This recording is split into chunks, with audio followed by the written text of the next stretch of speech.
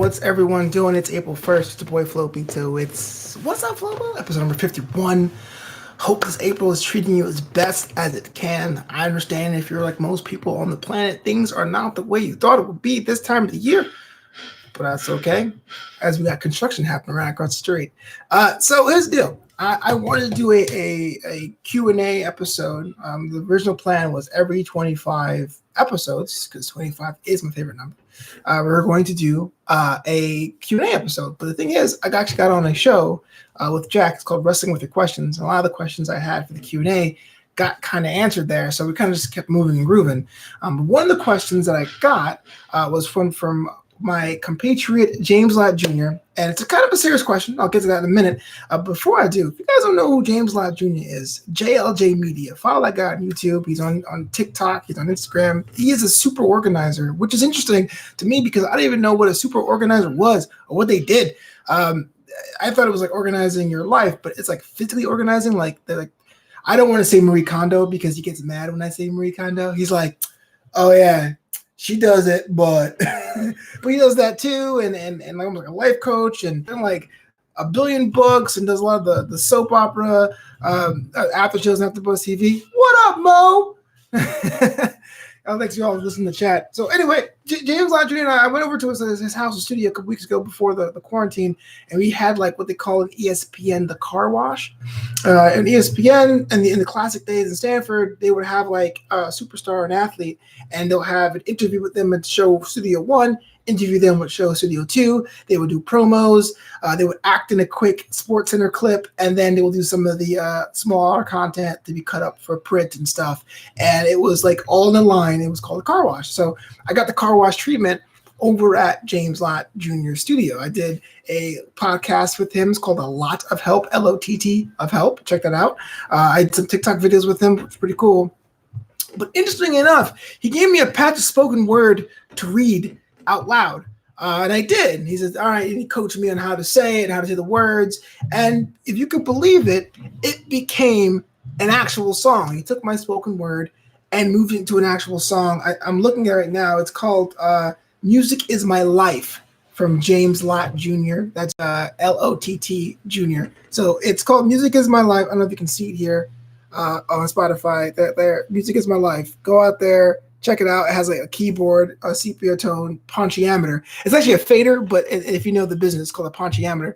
And it's featuring me, featuring my lyrics, my vocals. I didn't know I was into music, but that's the way it is. So I had on my Facebook question and answer thing. I was like, oh, look, if you have any questions, let me know. And the two questions I got on that chain, which I hadn't answered, was, have I seen Tiger King? I have not. I just finished Dirty Money Season 2. And James, the same James Lott, asked me, what does black mean to you? And that was one of those questions where it's like, man, I never really thought about that because I tried not to think about it. Not that I forget my heritage or forget my race or anything, but rather you want to be a person first. And then, later. It's kind of a funny thing now. It's almost a little bit of a bit. But now that I am single, a lot of people come up to me and ask me to hook them up with their friends. And they'll say, hey, Flobo, yo, this girl's really cute. And she loves black guys. And I wonder, what does that mean? Like, the black experience is so any kind of community, right? How is it if you are Latino or Latinx, or how is it if you're on the LGBTQ community? It's not just a monolith; it's a mosaic of different things. If even as something as small and trivial as, are you a Ford person versus a Chevy person versus a Mopar person? For this guy's money, I'm a Ford guy. Sorry, I'm a shareholder. Sorry, bro. But yeah, it's always like, oh man, but what does that mean to you? But it's like, well, I like to approach it through many different lenses.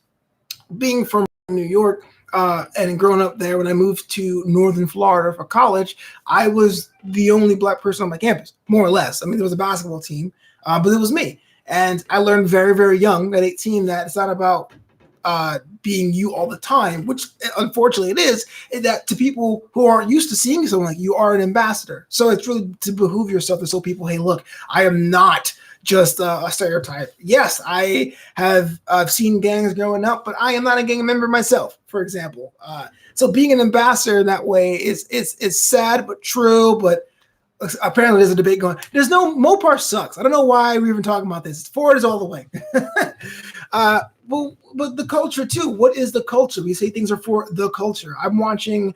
When now with corporate media conglomerates buying up more and more media, they are re-sectionalizing part of their brands for different urban markets, different conceptual markets, like Fox Soul. And I like it what Fox Soul stands for in theory, but to me it seems very clear that they say, okay, let's have every show with a purple background and some neo soul music. That's for the blacks.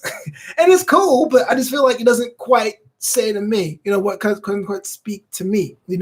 As a host, people always say, hey, look, you sound different when you broadcast. And I was like, well, I don't know what that means. I had to think about the subtext there. But ultimately, when I am presenting a story, especially on the wrestling shows, I am a fast talker. It's really up to me to have the stories go as quickly, as accurately, and as intelligibly, meaning you can understand what I'm saying, as possible. So that's why I'm like, this coming up with NXT, we had a hot match between this guy and this guy. What do you think? I was always made fun of her for talking white for the longest time. Didn't even have an answer what that meant. What does talking white, talking black even mean? But my broadcast voice is deliberately spaced out to hear things about that. You'll see me as people take a picture of me and they'll say, hey, look, this is a guy. He's one of the nice ones. I'm the cool ones. There's a lot of subtext what that is. I guess what I'm trying to get to the whole point of this is that being black to me is understanding I'm part of a community that tends to be generalized. Whether for positive things, hey man, athletic, hey man, good in bed, hey man, good with rhythm, or negative, bad credit, or now everyone outside is wearing masks, right, for the what's going on in the world, and I hesitate. I'm like, wow, should my mask be loud in like orangey stripes so no one thinks I'm going to rob the place, and expectations as well. All I can do is lead by example and lead by the example that I want to be. And hopefully people can extract that and say, hey, look, I know Flobo, he happens to be black. He does these things. Oh, I'm not doing things like, well, you see those Negroes. So it's constantly like you're representing even if you don't want to. You have the burden even if you don't want to. Mo in the chat says, I want to be a hillbilly ambassador show. Not all of us are inbred morons. Well, that's what I'm talking about. There is... thing is, I'm from New York, and we had the distinction between hicks and hillbillies. But I get it. What they call for entertainers, they call it the red, white, and blue circuit. And this is kind of upset. This is kind of offensive. But the red, white, and blue circuits, when you do shows for rednecks, white trash, and blue collar. But before that, in American history, there was things called the Taco Bend.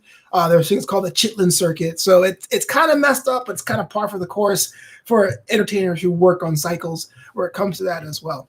So I like to keep myself the most educated I can. You can't take education away from me. I like to keep myself as someone who is willing to support people from all different races and show compassion. This is why Superman is my third favorite superhero. Everyone says he's overpowered, but people forgetting the fact that Superman has the ability to destroy planets, but he's trying to save the world with as little as collateral damage as possible. So in his mind, every battle is a measure of how hard do I go. And his superpower isn't strength, isn't speed. His superpower is restraint. Much like how I am not just a black person.